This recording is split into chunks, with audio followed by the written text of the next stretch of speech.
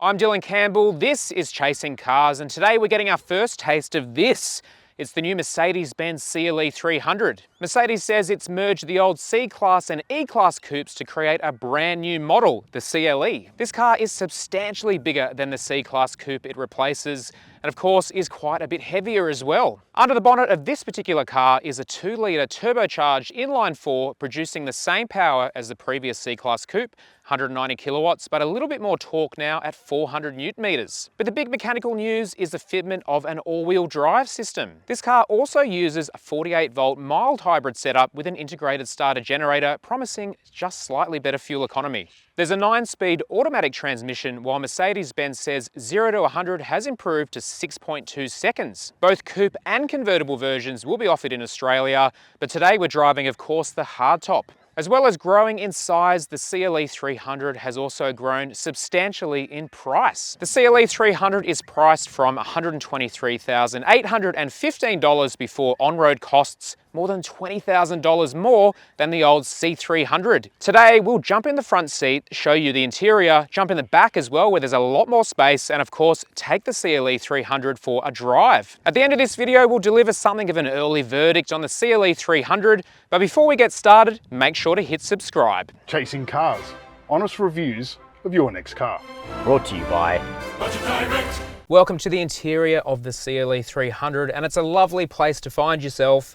Very sporting driving position, and you feel like you're sitting in the car, the interior wrapping around you. A stark contrast in this SUV age where you're sitting almost on every car that you drive if it's an SUV. And the dual screens here add a high-tech touch. We've got a 12.3-inch digital instrument cluster, standard head-up display, and this 11.3-inch portrait infotainment touchscreen running the latest Mercedes-Benz MBUX. It also has wireless Apple CarPlay and wireless Android Auto, and we have a wireless phone charger in the middle here. All the materials feel really nice. We've got Napa leather on the steering wheel here, a full leather interior which comes in white, black, or this devilish looking red, which I love.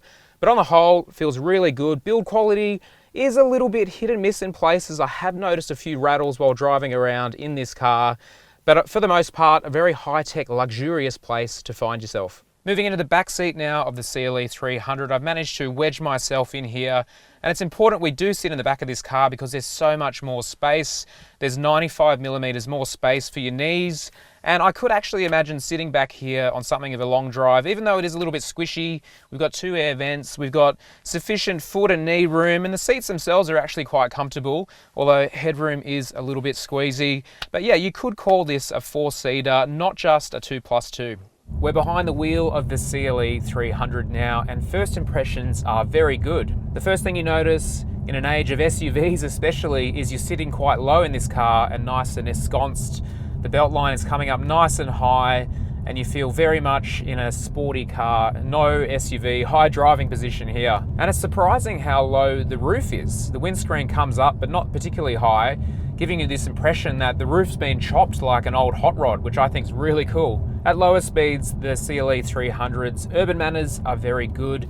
It has a passive suspension setup, which absorbs bumps very well, makes for a surprisingly lovely ride quality for non-adaptive dampers. It's also just a very easy car to drive. The steering is nice and light. All the controls feel really good, and there's great forward visibility as well. This car uses a 48-volt mild hybrid setup, and it's fascinating to see on the dash here it coming up saying charge as you get into the brake pedal. Nice to know you're not wasting all your forward momentum just as heat when you touch the brakes. You're actually scavenging it for later use again. Around the city, this would just be a nice, easy car to drive. It's reasonably quiet, the steering is nice and light and direct, and all the controls feel really good.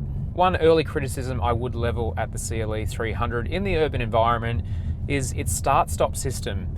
Even though the engine kicks in back to life using the integrated starter generator super smoothly and super quietly, you don't even notice it at all. There is a little bit of hesitation as you get back into the throttle, moving away from something like a set of traffic lights, which does make you reach for the off button. Something else I've noticed while driving this car today is it does have a few pronounced rattles coming from the interior.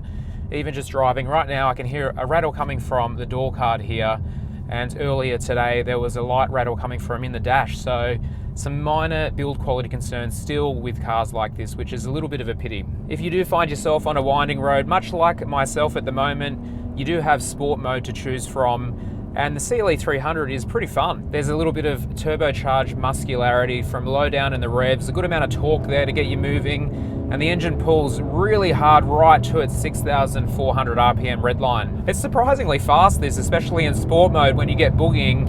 And of course, being all-wheel drive now, a new addition compared to the C-Class Coupe of old, there's abundant traction, meaning you can punch out of corners really nice and hard. And the CLE 300, it's pretty fast. It would be as quick as a C43 of yesteryear.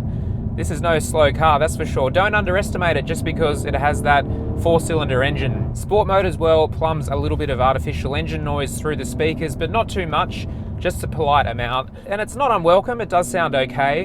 And you do get a little bit of turbo whistle as well. If you put the windows down especially, the turbo whistle is quite pronounced, which is really cool. So that noise coming through the speakers now, sort of like a little bit of a raughty intake noise that you would hope from a naturally aspirated 4-cylinder, but of course this is turbocharged. I have to say this car feels quite large as well compared to the previous C-Class Coupe. It's definitely grown in dimensions on paper, but also in the metal.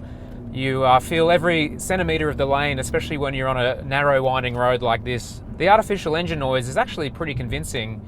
It doesn't sound super fake like the active sound design systems of old. I like it. I'm quite impressed by the passive suspension setup.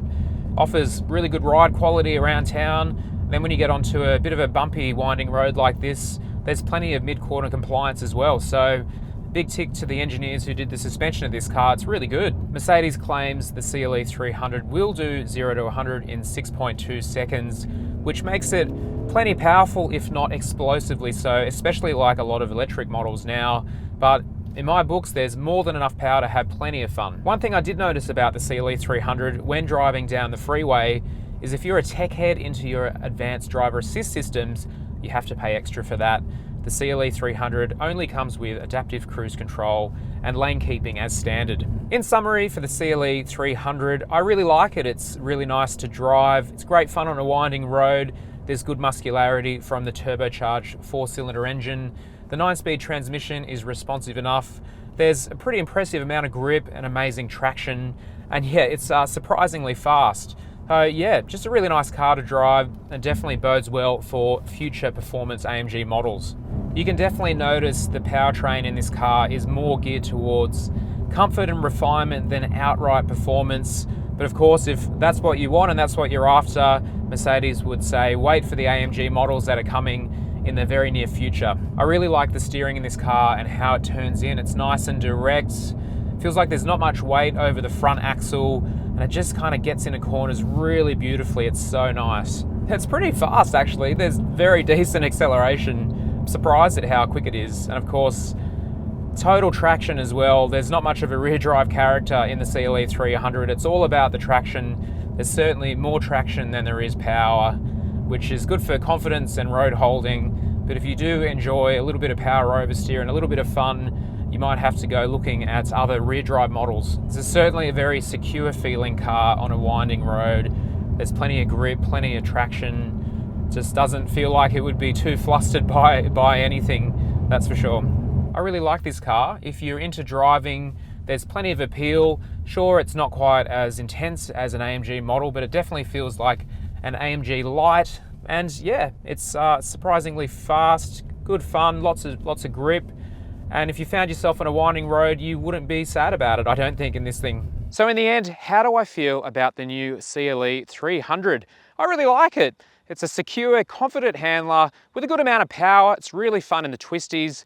And in the urban environment, it's plenty comfortable with a nice, modern, high-tech interior. Of course, the price has increased substantially, and it will be fascinating to see just how much the CLE 53 will cost when it gets to Australia. But that's the main takeaway for me today, is I can't wait to drive cars like the CLE 53 and perhaps a CLE 63. Watch this space. That's my opinion. Let me know yours down in the comments below.